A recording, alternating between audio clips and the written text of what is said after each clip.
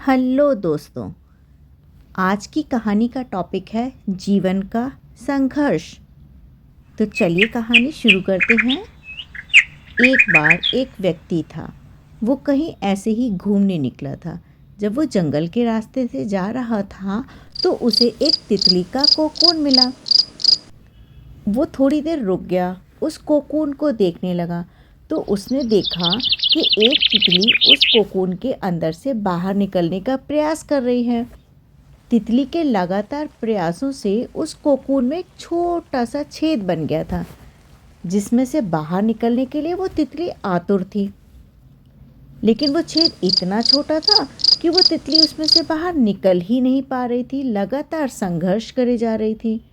उस व्यक्ति से यह देखा नहीं गया और वह जल्दी से जाकर अपने बैग में से एक कैंची निकाल कर ले आया और उससे उसने उस कोकून को काट दिया।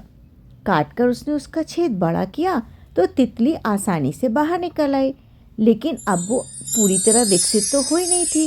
उसका शरीर भी मोटा था, भद्दा था, पंखों में जान नहीं थी।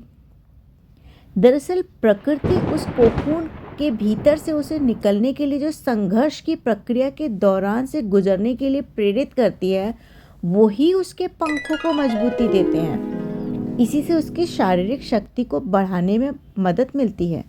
उसका शरीर सही आकार में आता है, उसे कार्य करने की ताकत मिलती है।